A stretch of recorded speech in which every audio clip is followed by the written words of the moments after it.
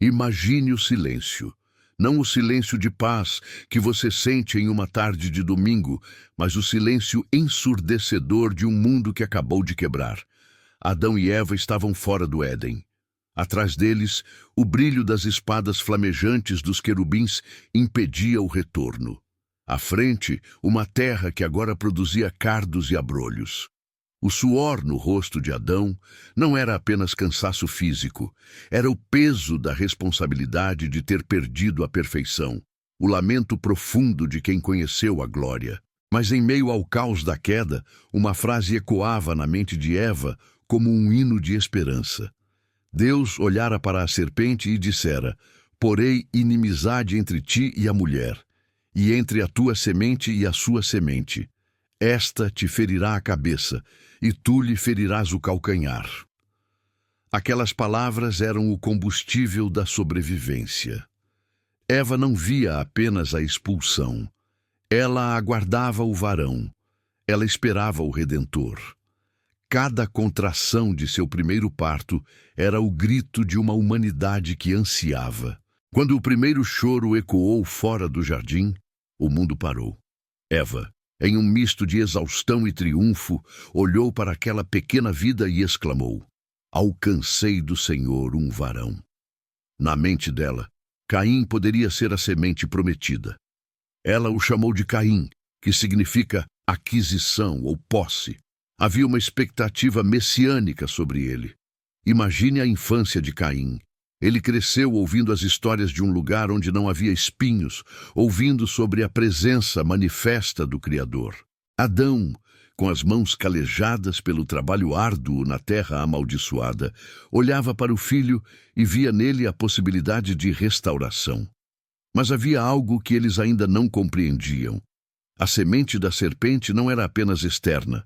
O pecado agora corria nas veias da humanidade. Logo depois, o ventre de Eva deu fruto novamente. Mas o tom aqui muda. O nome escolhido foi Abel, que significa sopro ou vaidade. Talvez a euforia tivesse dado lugar à dura realidade da vida. Enquanto cresciam, a diferença entre os irmãos tornava-se o espelho de duas inclinações humanas. Caim apaixonou-se pela terra. Ele queria dominar o solo, lutar contra os espinhos, extrair sustento da poeira. Era o homem do esforço e da conquista visível. Abel, por outro lado, olhava para a vida. Ele tornou-se pastor de ovelhas. Cuidava do que era vivo, dependente e vulnerável. Aqui vemos a bifurcação, o lavrador que confia na força, Caim, e o pastor que entende o cuidado, Abel. E aconteceu, ao cabo de dias. Este momento sugere um tempo determinado para a adoração. Chegou a hora dos filhos apresentarem seus corações diante de Deus. Não foi um evento casual, mas o primeiro grande teste de fé da história. Caim trouxe do fruto da terra uma oferta. Parecia justo, mas o problema estava na ausência de algo que o Éden ensinara. Para cobrir o pecado, algo precisava morrer. Abel trouxe os primogênitos e a gordura. Ele trouxe o sangue do sacrifício. E atentou o Senhor para Abel e para a sua oferta. Mas para Caim e para a sua oferta não atentou. Imagine o silêncio quando o sinal da aceitação divina caiu sobre o altar de Abel, enquanto o de Caim permaneceu frio. Por que a rejeição? Deus não é injusto. Caim ofereceu um sacrifício de autojustificação, querendo que Deus aceitasse seu esforço. Abel ofereceu um sacrifício de fé, entendendo que a redenção exigia entrega e apontava para a promessa do calcanhar ferido. A reação de Caim revelou quem ele era. Irou-se fortemente e descaiu-lhe o semblante. A inveja é a raiva da graça de Deus no outro quando nos recusamos a buscá-la. O cheiro das ervas queimadas subia como um lembrete de sua autossuficiência fracassada. O brilho sobre Abel era um espinho para Caim. Seus olhos, que antes buscavam o horizonte, agora estavam fixos no chão.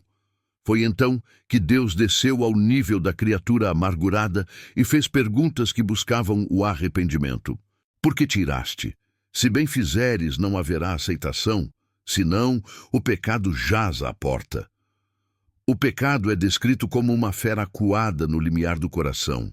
Deus avisou: Caim, o desejo dele é contra ti, mas sobre ele deves dominar. Caim tinha a escolha e o aviso, mas seu silêncio foi ensurdecedor.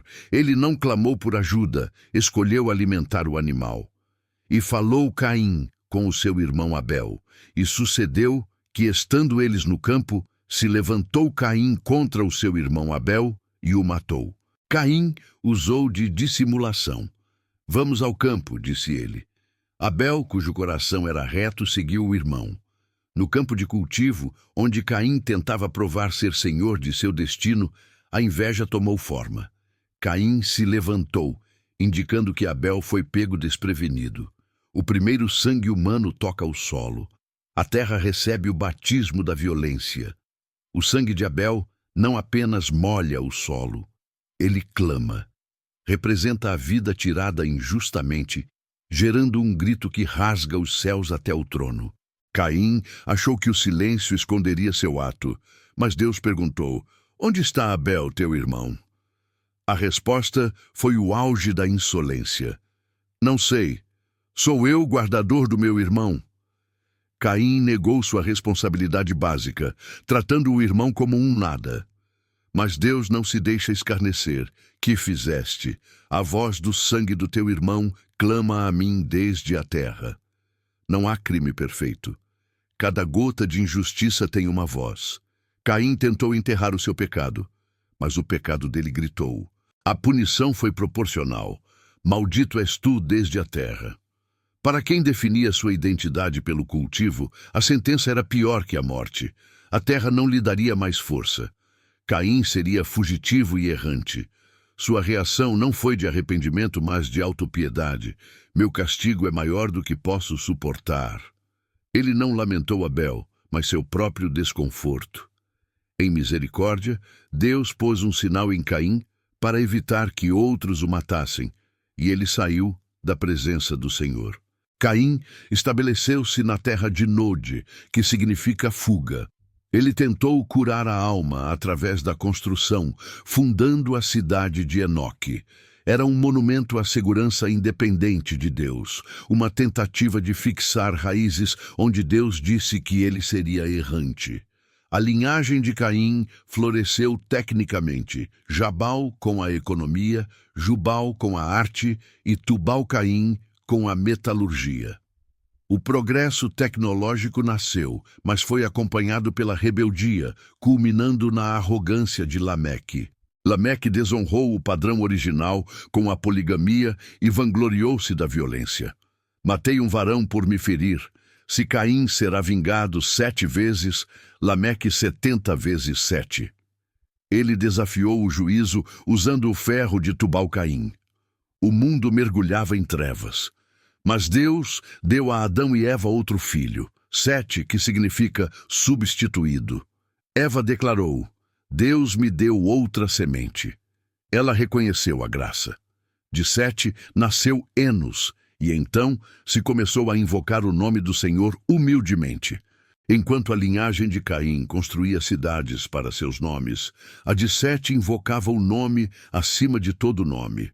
Enos remete à fragilidade. Ao reconhecerem a mortalidade, buscaram a face de Deus. A história de Gênesis 4 é a escolha entre a cidade do homem, erguida sobre o esforço e sangue, e a cidade de Deus, daqueles que esperam o Redentor. O sangue de Abel clama por justiça, mas o sangue de Jesus fala melhor, pois clama por misericórdia e restaura o que o pecado quebrou. O sinal de Caim gera debates, mas sua profundidade vai além da estética. Não era um selo de aprovação, mas de propriedade divina sobre o juízo. Deus dizia ao mundo: a vida de Caim me pertence para julgar. Caim, que não teve misericórdia do irmão, viveu sob uma proteção que não merecia. O sinal era um lembrete de que ele era um fugitivo guardado pela palavra do Criador. Isso ensina que, mesmo no exílio profundo, o homem não escapa do radar de Deus, que é contra o assassinato. Enquanto Sete vivia em tendas como peregrino, Caim erguia muralhas em Enoque. Foi a primeira tentativa de criar um paraíso artificial.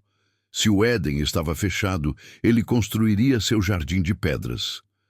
A arquitetura de Node nasceu do medo e da insegurança. Quando perdemos a conexão com o Pai, confiamos excessivamente em ferramentas. A metalurgia de Tubal-Caim não era apenas progresso, era a criação de ídolos de ferro. O homem achava que, com a espada, não precisaria de Deus. As mulheres de Lameque, Ada e Zilá, marcam a quebra do padrão monogâmico. Seus nomes sugerem beleza e prazer acima da aliança espiritual. A linhagem de Caim tornava-se esteticamente bela, mas espiritualmente morta. Lameque tratava suas esposas como audiência para seu narcisismo, cantando sobre sua crueldade. Seu discurso é a antítese do louvor. Ele matou por um mero pisão. O pecado, quando não dominado à porta, torna-se um monstro fora de controle nas gerações futuras. A vingança 70 vezes 7 de Lameque é uma paródia sombria do perdão que Jesus ensinaria. Enquanto Node brilhava com bronze, a linhagem de Sete brilhava com a invocação. O nascimento de Enos marca o momento em que a humanidade admite sua fragilidade. A promessa feita no Éden era guardada nas tendas, não nos palácios. A história que Deus valoriza não está nas manchetes das grandes construções humanas, mas no coração daqueles que invocam o seu nome com humildade. O mundo se dividiu entre o reino do homem e o reino de Deus. A tragédia foi quando os limites se apagaram. A sofisticação de Caim seduziu a linhagem de Sete. O invocar o Senhor foi abafado pelo tilintar das moedas. O resultado dessa mistura foi a maldade que levou ao dilúvio, mas a semente era indestrutível. Qual altar você tem construído? O caminho de Caim leva ao exílio. O de Sete encontra força na promessa. O pecado jaz à porta e precisamos do Redentor para vencê-lo. A promessa do varão atravessou o sangue de Abel, passou por Sete, sobreviveu ao dilúvio e se cumpriu na cruz. A serpente feriu o calcanhar, mas Cristo esmagou sua cabeça para sempre. Gênesis não é só um relato antigo, é o mapa do coração humano. Se este conteúdo tocou sua alma, curta o vídeo para que a palavra alcance mais pessoas. Inscreva-se no canal Fé na História. A história é a lente para o presente. Fique em paz e até a nossa próxima grande aventura nas Escrituras.